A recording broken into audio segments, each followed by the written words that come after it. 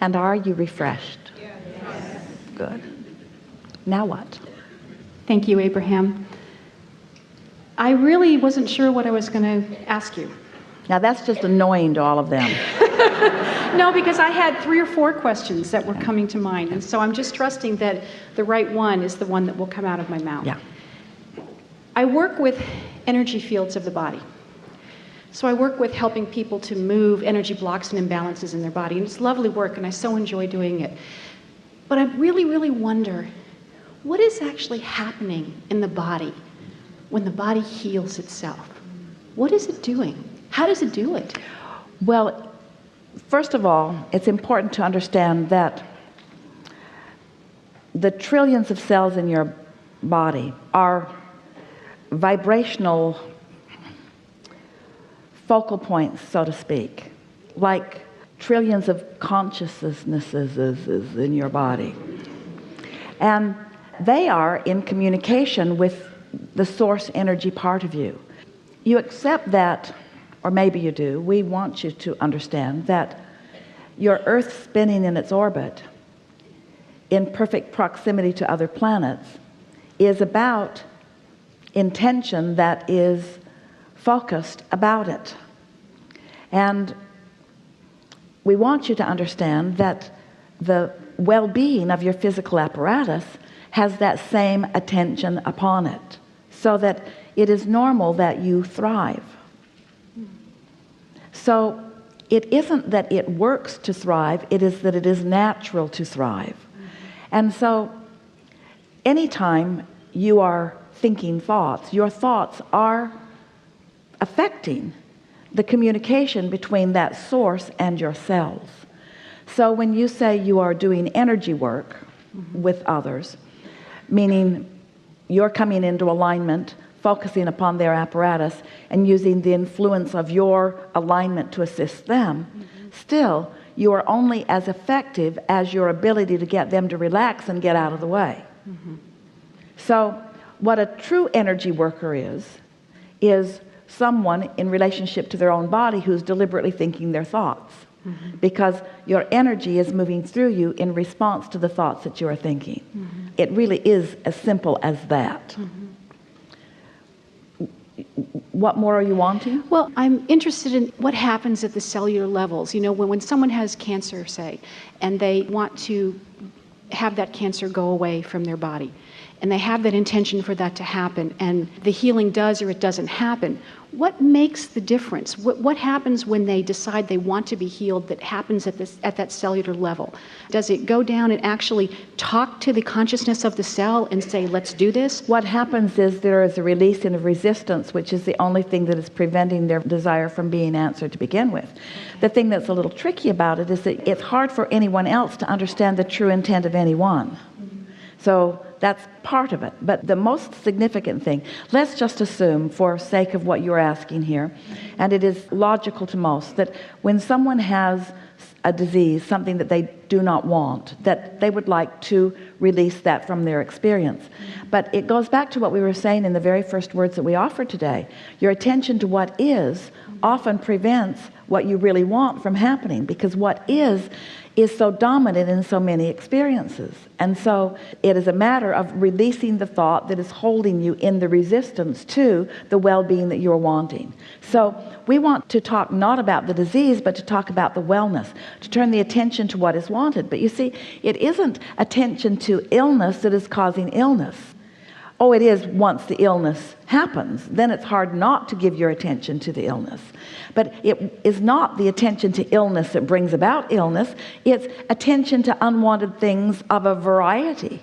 In other words, it's being off in the weeds about that, and off in the weeds about that, and off in the weeds about that, and off in the weeds about that, and off in the weeds about that. It is a habit or a momentum of putting yourself in the place of resistance about a lot of things.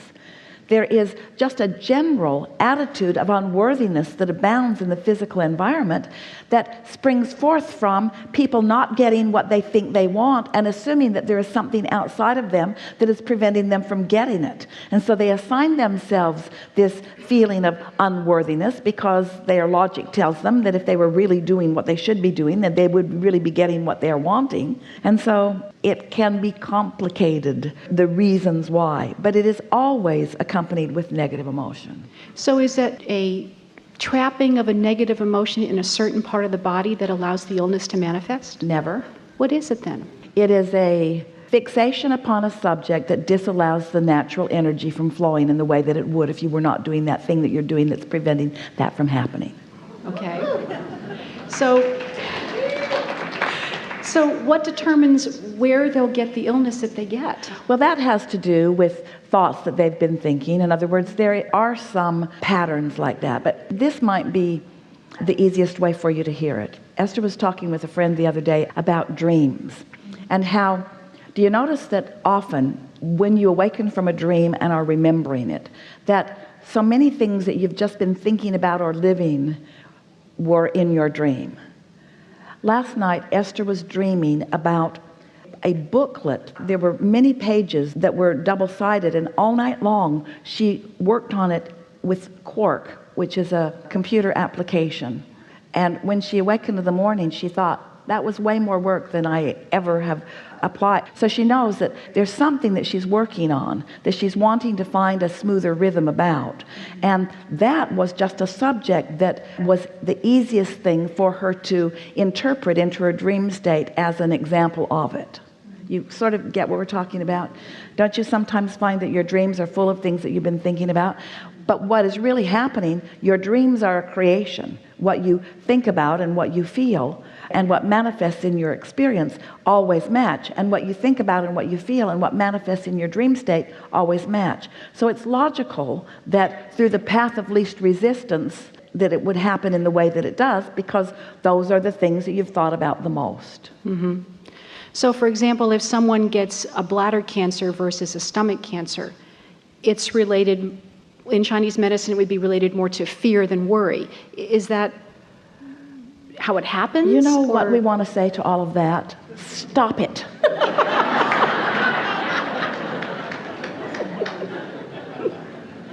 Just stop it. Because the scrutiny about things like that only holds you in a thought pattern that is not helpful. The path to wellness is not identifying and isolating disease. We know in the physical format it feels like it is, but that's part of that that we're talking about. What you're really wanting is alignment with this. The best way that we can explain this to you, and it may not be the technical understanding that you're reaching for here, but see the cork floating on the surface of the water. That's alignment. Now take hold of it and hold it under the water. That's resistance. But when you let go of it, it bobs right back up there again. And so just don't try so hard to manage the cork. Oh, cork.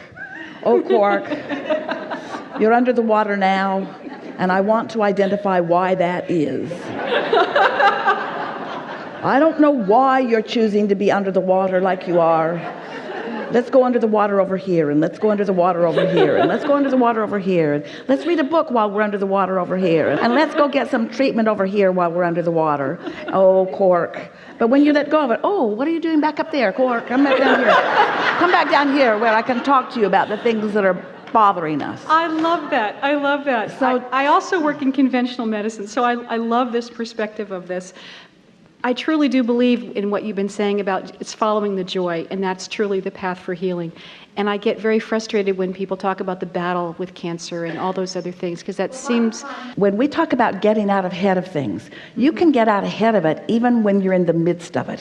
Your powerful now is the intersection or the junction where you and all that you desire meet that larger part of you who has already heard you and answered you and is living the solution that you're looking for.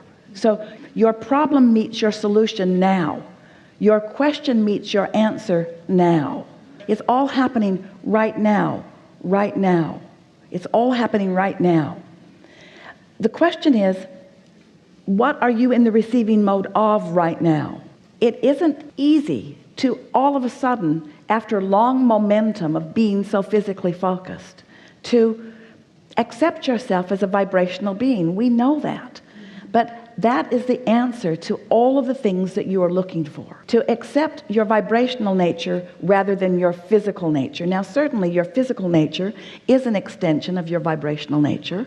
Your physical nature could not be if it were not for your vibrational basis. But if you could get your attention off of what has manifested and upon the vibration that is causing the next and the next and the next and the next. Reaching for an analogy for Esther, because she's thinking a lot these days about momentum. And when you have momentum that has gradually moved you along to wherever you are, sometimes it feels like that momentum is on a course that cannot be changed, but that is not true. You could be in an airplane and be gradually ascending to 35,000 feet, or you could be in a rocket ascending much more rapidly and much more specifically and much more directly. So your thoughts have more power and impact than most of you are giving them credit. And the reason is most of you are offering most of your thoughts in response to what you are observing. Do you feel the sort of nailing your foot to the floor about that? In other words, if thoughts are powerful and mostly what you're thinking about is what is, then you're sort of squandering your power by staying the same. Things are changing constantly, but they change to the same thing because you've got your attention upon the same things. So different faces in different places, but the same sort of thing happening over and over again. Where if you could accept that you can gradually change your thoughts. So we say, a belief is only a thought that you keep thinking. Well, where do you get your beliefs? You get your beliefs by observing what's going on. And then you get in a room and you argue with each other about your beliefs and you say, no, I'm right, no, I'm right, no, I'm right. And the reason you are so passionate about the rightness of your belief is because your belief is proof of what you believe. The reality, what happens, proves what you believe. Esther would say to us in the early days, but Abraham, it's true. And we would say, what's that got to do with anything? There are all kinds of things that are true that you don't want to experience. Be more discriminating about which beliefs you focus upon, which beliefs you hold active in your experience, which beliefs continue to replicate themselves in your experience because the thoughts that you continue to think. And so all of you are touched by life, and life causes you to react, and your reaction is part of what perpetuates your belief. Law of attraction and momentum all take hold of that, but it does not have to be that way. You have the ability to focus otherwise. And so we can have a conversation about vibration and what it produces in terms of health or in terms of illness, or we can have a conceptual conversation about a cork that is floating, and you have to ask yourself which one feels the best when you're having the conversation. And most of you would say, well, the cork floating conversation actually felt better to me. It made sense to me, but it's much more general and not so specific to my experience. And we say the general things are usually better for your experience because the specifics that you are focused upon are usually the specifics of what is. How lovely would it be if you all could get to the specifics of what you desire instead of the specifics of what is?